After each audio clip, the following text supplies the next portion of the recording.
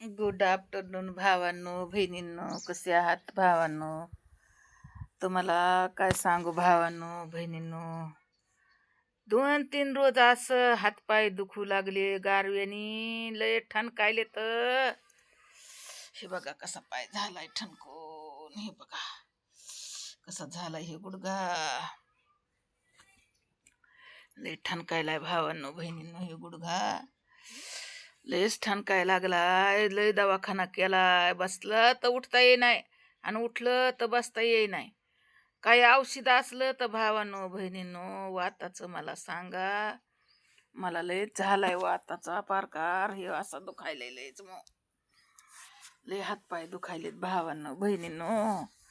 भाकर नाही केली काय नाही, झोपले आज 8 वाजूस तर उठलेच नव्हते.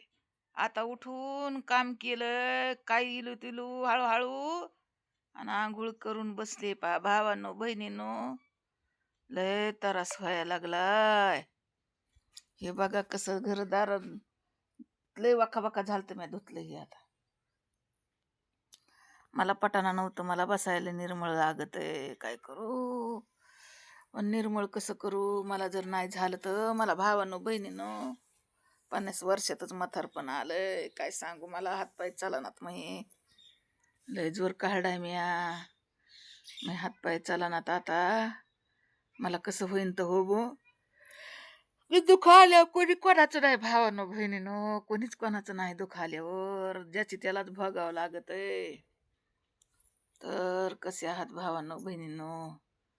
तुम्ही थंडीचा बचाव करा, थंडीचं तुम्ही सुरक्षा करा, चांगलं राहा, आणि लाईक करा, शेअर करा, फॉलो करा तुमच्या बहिणीला.